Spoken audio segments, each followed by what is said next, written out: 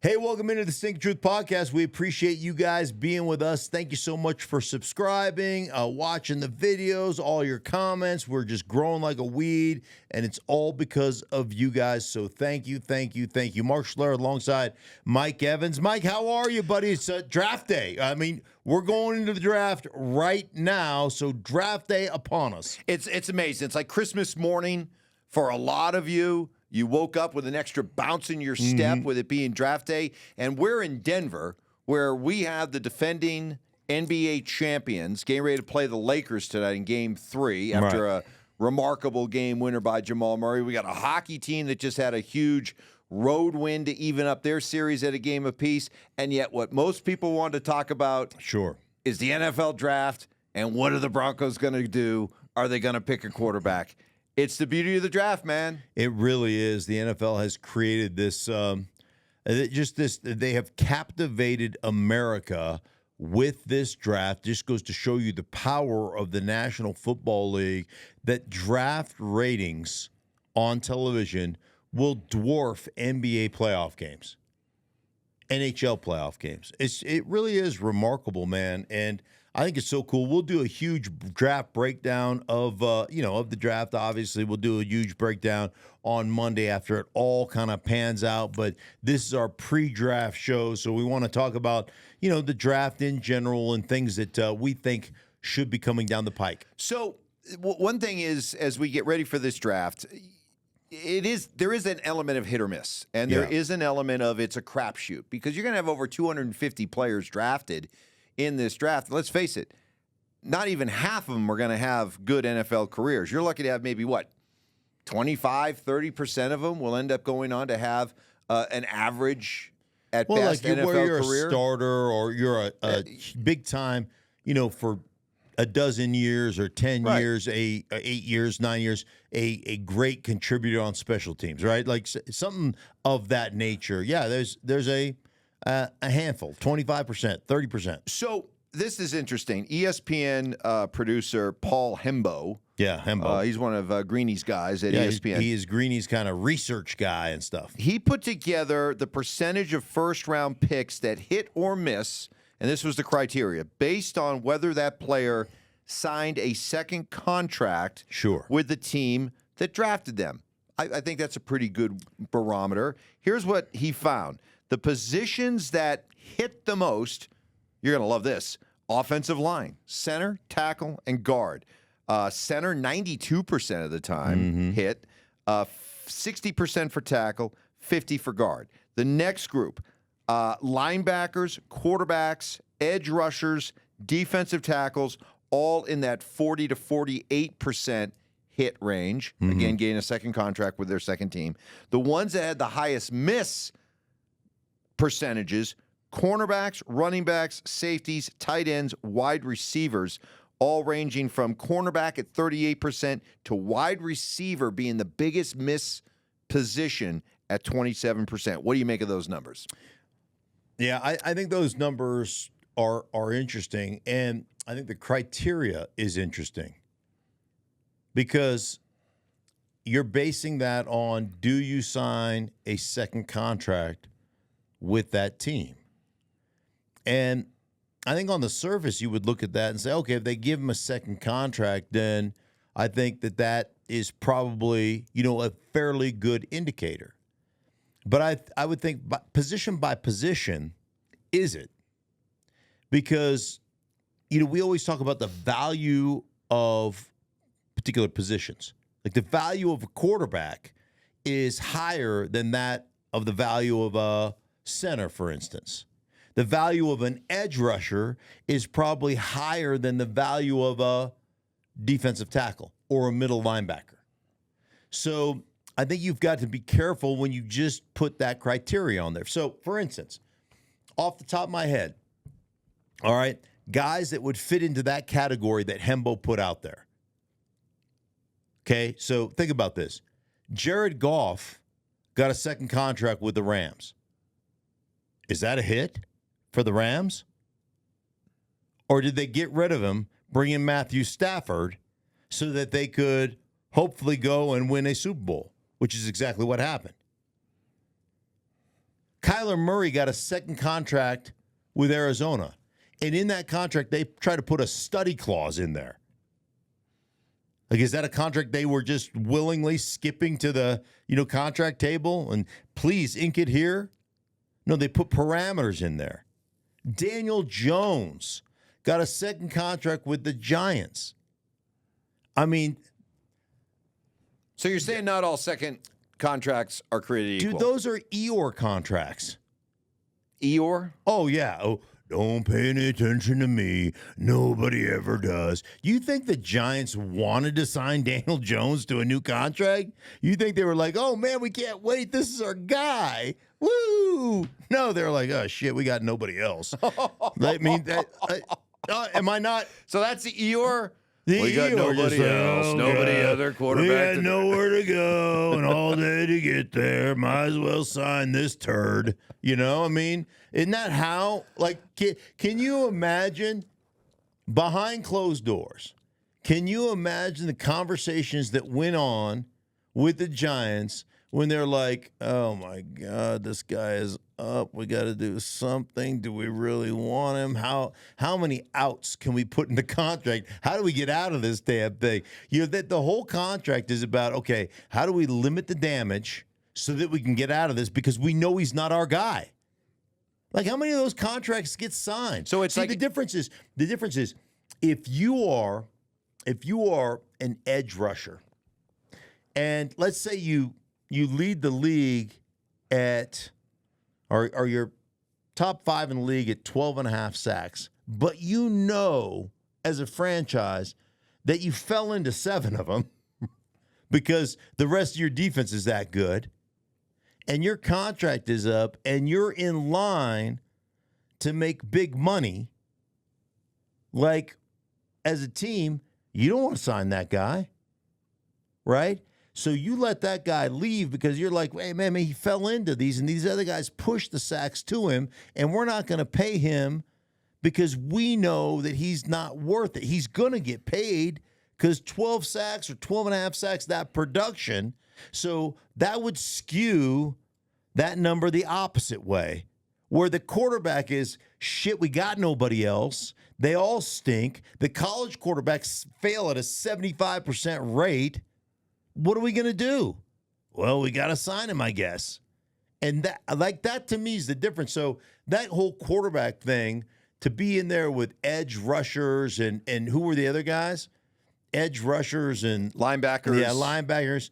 That to me is skewed up because you get a lot of those Eeyore contracts in there. The Eeyore contract. The Eeyore contract. See, the way you describe it, it's almost like it's like the couple that stays together, even though they're not that happy, because neither one really wants to go back into the single world again. Right. So you're talking about teams that, like, I know my quarterback isn't the guy. I know we're not going to win a championship with him. Right. But compared to the uncertainty and the horror of trying to go back out there and find another quarterback, right? He doesn't look so bad. Yeah, right. We'll dress him up. We'll build around him. We'll get him more weapons. Yeah. He just needs him a new weapons. offensive coordinator. We just need these wide receivers who bust at an epic rate. We'll just get him more weapons. So you think the hit-miss rate on Hembo's chart is pretty accurate, all except for the quarterback? That 46% hit rate is inflated for all those reasons? I just think that from a context standpoint,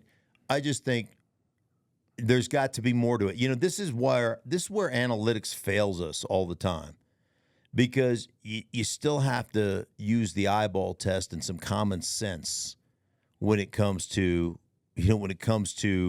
how you're evaluating what is a success rate and what is unsuccessful.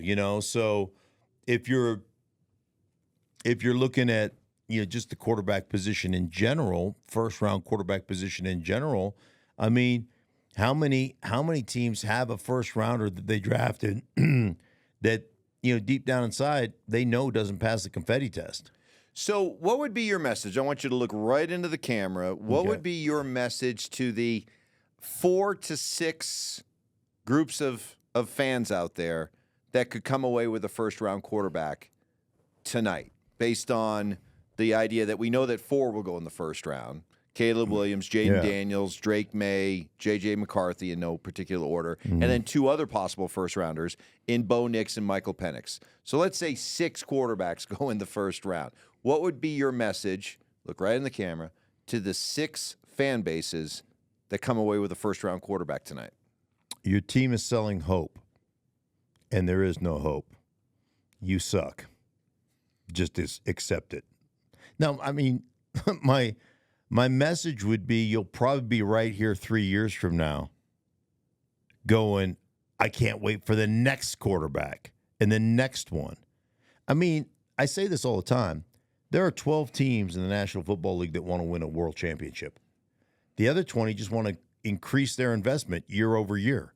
He'll grow their team by their 15 to 20% every year and leave a huge legacy for their family as that builds. I mean, look what's gone on the last couple of years. From when the when the Carolina Panthers sold just a few years ago, it was a $2 billion franchise.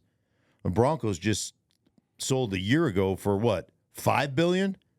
I mean, it's just going to continue to escalate and climb. And a lot of those teams, there's a reason the Jets or Arizona or, fill in the blank, are always drafting in the top, the Bears, always drafting in the top 10 because they suck. They suck at picking, and they think, and they keep throwing out there this hope. Like, if we just get this guy, if we just get this guy, if we just draft Mitch Trubisky, if it's just, I just look at it like most of these quarterbacks are going to be failures because it's hard. And the college game doesn't translate to the NFL game, and it is hard at every position. And you never know what a guy's going to become. And, there's an old saying is the eye in the sky don't lie. The film doesn't lie. But evaluators lie to themselves because they put more merit on athletic skills than they do on what they see on film. And that's what ends up derailing organizations. But organizations are always going to go after, overdraft and go after quarterbacks because it excites people. We had on our radio show. Let me because you and I read in my mind. Okay. This is where I want to go because I think to back up the whole hope idea, here's a great example. So we on our radio show, we had somebody text into us and said, if the Broncos take a cornerback at 12, corner, the hill will be empty. So the Broncos at their practice facility for training camp, all the fans sit up on a grass hill. And it gives you a great view. And when the place is packed, there's probably about, 3,500 people there. Well, they used to be 5,000-6,000 people, but Karen complained, like, what about my safety if there's some type of fire in the open grasslands? All right. So let's say this. So then the fire marshal Bill came over and say, you're exactly right. So, deep pull. Look it up. Yeah. So anyhow, they ended up limiting it to 3,500. So you're welcome. Karen, Bronco fans, you're welcome because Karen complained. It was either Karen or Todd or Chad. Todd with one D. Exactly. So, all right, let's say you get 4,000 people on the hill. Okay. So the argument is that if you take a cornerback, yes, that there'll be no interest, no excitement, and the hill will be empty. Yeah. But if they take a quarterback at 12, then that hill will be packed. And that illustrates perfectly. They could pick a cornerback that probably statistically, odds-wise, will have a better chance of being a great player for the Broncos as compared to that quarterback. But what player will get the hill full? Right. There you go. Of course. Yeah, they could take an offensive lineman who's got the greatest chance of signing that second contract and being a viable player for them for the next decade. And nobody will everybody will be like, wow, we blew the draft. Right. One of the things I love about the draft is the day after draft grades, where they say, oh, this team knows what they're doing. They really hit here, and then, it'll just be like, hey, Aaron, let me just can I do this? Yeah. Okay.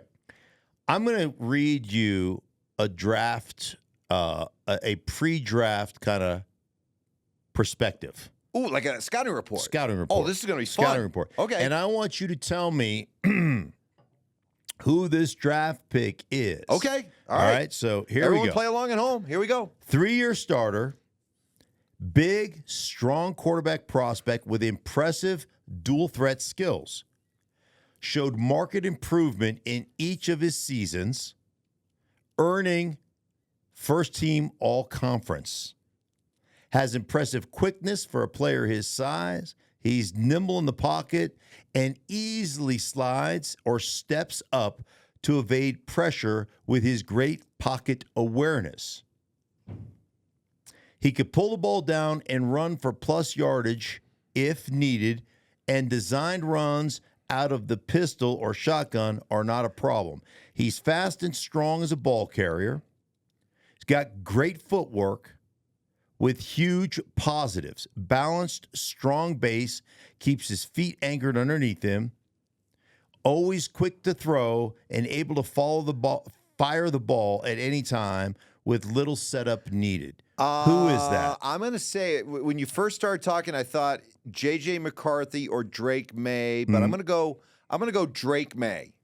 Drake May. That's a scouting report on Drake May. Yes. So you would say, based on that scouting report, that this guy is got the potential to be a big time starter, a franchise type quarterback. Absolutely. Okay. Yes. That was Paxton Lynch. Come on. That was Paxton Lynch scouting report from several years ago. No way. The Paxton Lynch scouting report. That's what I just gave you. That dude was a bust. As big a bust as you could possibly imagine here in Denver. But that's what we get enamored. Like, for instance, the Broncos just traded for Zach Wilson. And I came out and said something that became fairly controversial here in Denver. And I said, if he was in this draft, I would put him up talent-wise, arm talent and athleticism, as one of the top guys in this draft. Sure. One of the top guys in this draft. Sure. Now, I understand that Zach Wilson hasn't lived up to expectations, okay? He has not been very good. But there is no denying his athleticism, and there is no denying his arm talent. And he's played some decent games. But when you say Zach Wilson as the potential for Sean Payton as a starting quarterback, it is met with a wah. Guy can't play. Guy's awful. Guy shouldn't be in the league. There's no way he's better than Drake May. There's no way he's better than J.J. McCarthy. There's no way he's better than Bo Nix. Are you guys high? You're crazy. Jaden Daniels. There's no way. Look, he's gone through the growing pains. He's gone through the heartache. He's gone through the bad coaching. He's gone through all these things. Now, has he played well? No. Has he been garbage for the most part? Yeah. But I will tell you this now. Talent-wise, he's as talented as every one of those quarterbacks. So what's going to happen? What's the differentiator? Well, the differentiator to the average draft fan is these guys are new. They're shining. They're coming out of college. They're going to be great. Until they're not. Now, does Zach Wilson have an opportunity to rectify his career here in Denver? Certainly he does. What's going to be the key factor in doing that? Well, the key factor is, we always say this, in the NFL people hear, and you've heard this cliche all the time, that availability is the best ability. Bullshit. Responsibility. You know where, I don't know from a processing standpoint and all those things, where Zach Wilson is.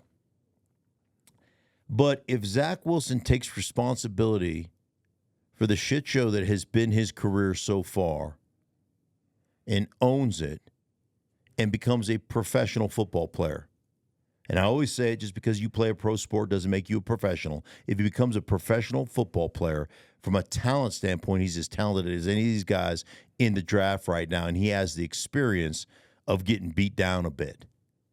And so he's got as much, to me, upside as any of these guys do, maybe more. If he's willing to take the coaching and if he's willing to take responsibility for the issues he's had. Now, if he sits there and plays the victim and says, well, the Jets had different coordinators and I went into a system and, the media was hard on me and blah, blah, blah, blah, blah. If he doesn't take responsibility for it, he's got no chance of being any good ever. So I think the hope for Zach Wilson then is for him to receive the same kind of football rehab that Sam Darnold got with Kyle Shanahan and the 49ers. Right. So what do you think a Sean Payton can bring to Zach Wilson that could make that successful like it was with Kyle Shanahan and Sam Darnold? Yeah, well, I think then it comes down to football nuance. And I think what you have to understand about just the nuance of football is how important it is to have a global perspective and to understand football in totality. Not only as an offense, but what you're doing and how you're trying to attack the defense. So, for instance, I had a conversation with John Harbaugh. This is a couple years ago, but it resonated with me. He said, hasn't been a new passing concept in the NFL in 30 years. So every team in the league runs curl flat. Every team in the league, runs a 3-by-1 slot fade. Every team in the league runs smash concept, with a smash on the smash at number 1 and a 7 behind it, right? Every team in the league runs that. You might call it different things. Every team in the league runs dagger. But here's the difference in nuance is how you're coaching it. Who's the first read in your progression?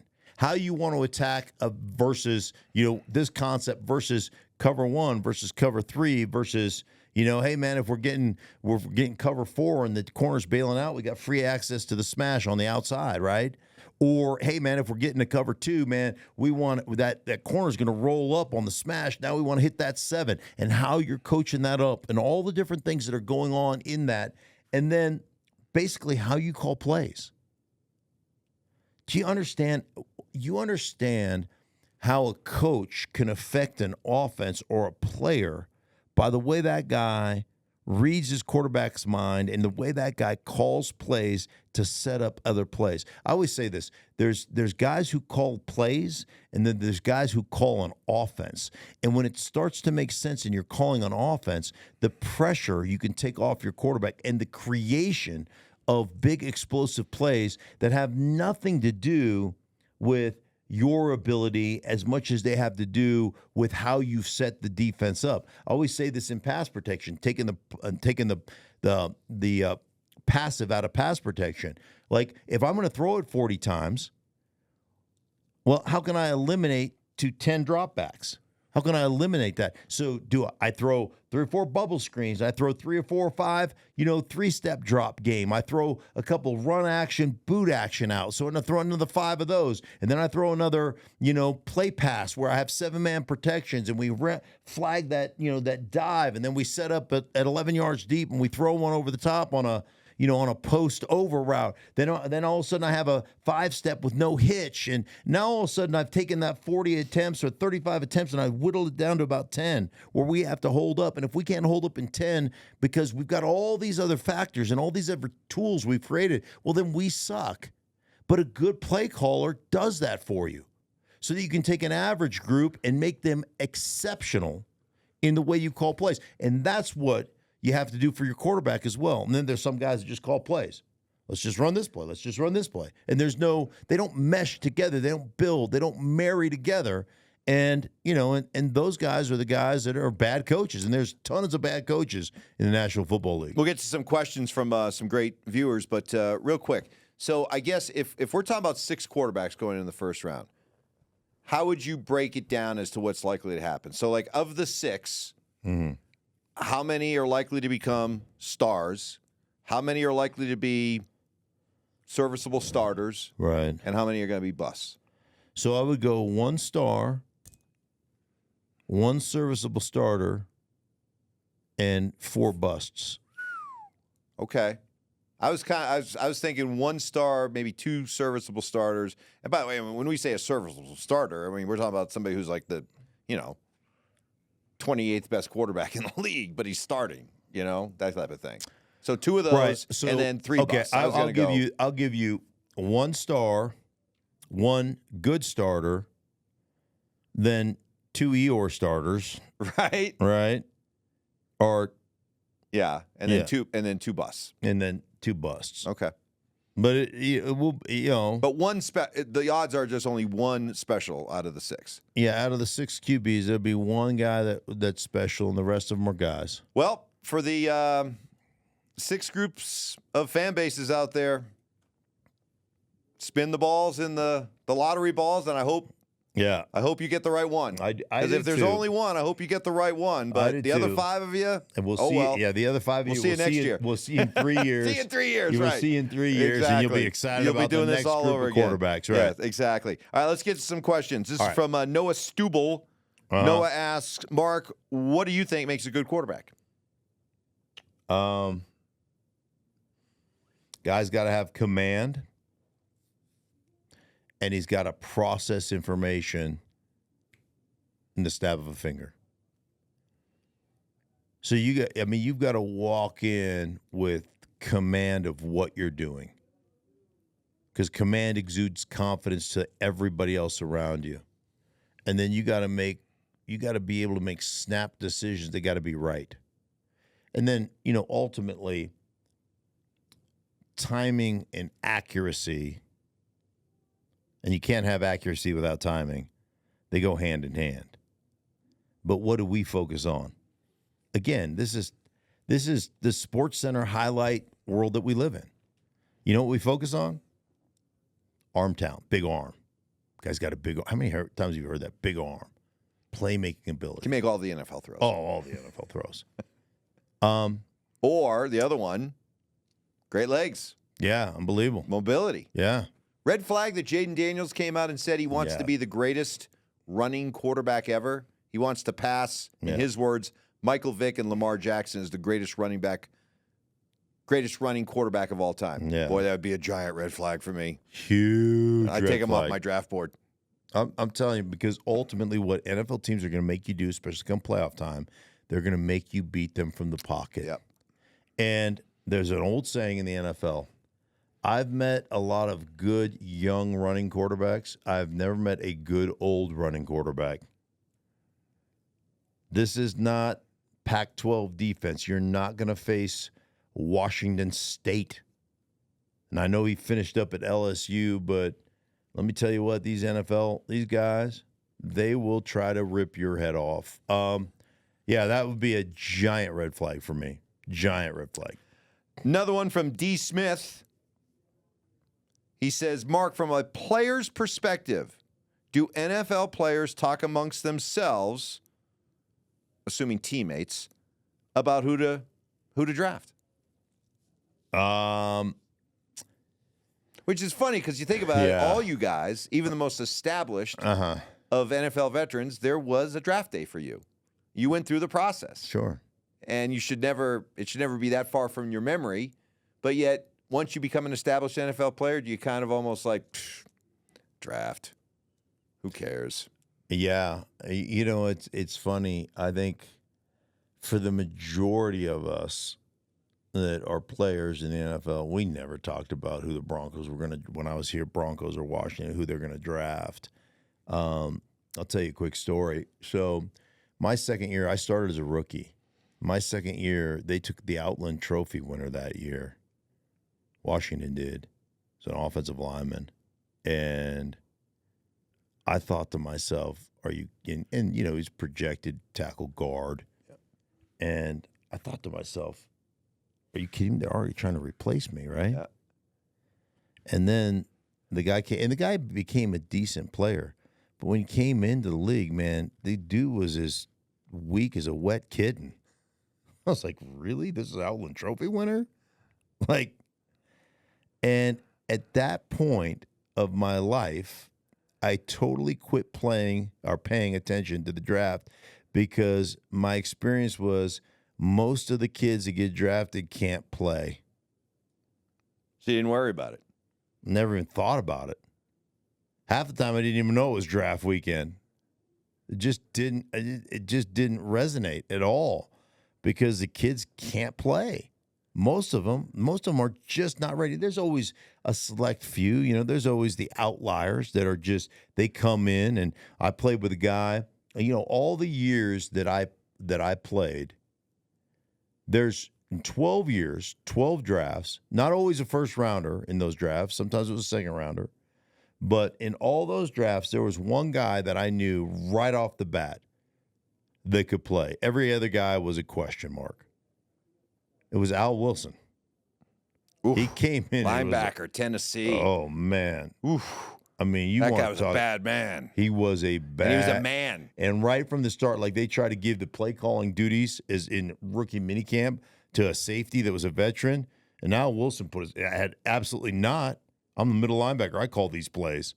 Dude, he was large and in charge right off the bat. There's a couple guys that developed, over the course of their rookie years. Guys like Trevor Price, a guy like John Mobley became a really good player, really good player. But right off the bat, no way. I didn't recognize those guys. Was it Mohammed Elawanbi?